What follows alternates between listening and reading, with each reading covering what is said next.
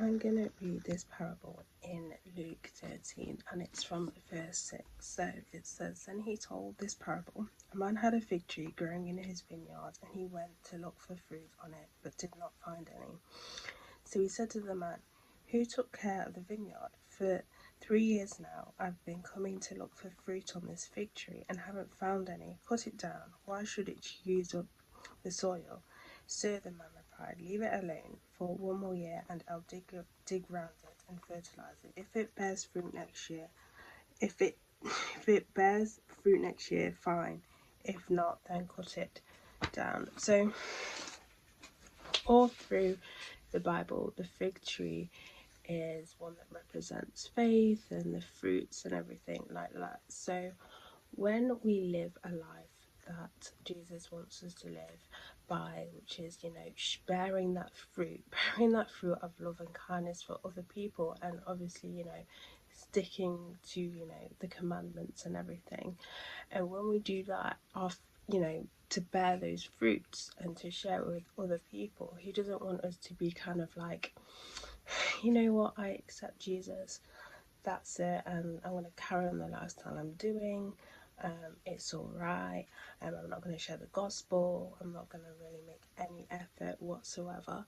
That's not God wants us to do, because at that moment we're not bearing fruit. And this parable just shows as well that God wants us to bear that fruit. He wants us to live the life that He has for us. So that's important. But it also shows as well how God is, he is somebody, he will give chances. He's a God that gives chances.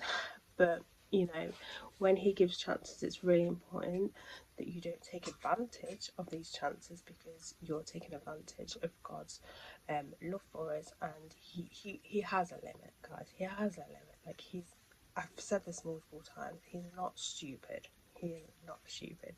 He knows when you're being genuine. He knows when he doesn't be genuine.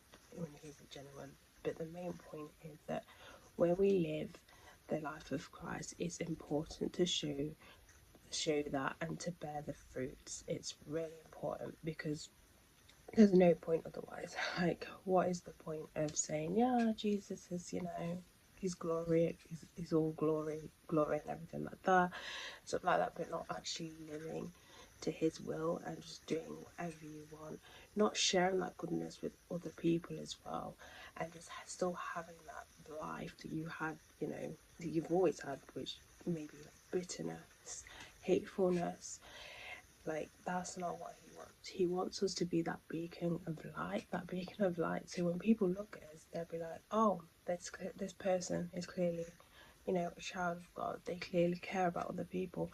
He wants us to show other people, the lifestyle that he wants us to live, and he wants us to, show that love for other people, that stuff. He wants us to share the kingdom. He doesn't want us to be just completely like, I cannot be bothered to do anything or to live the life he wants me, because it doesn't matter, when actually it does matter.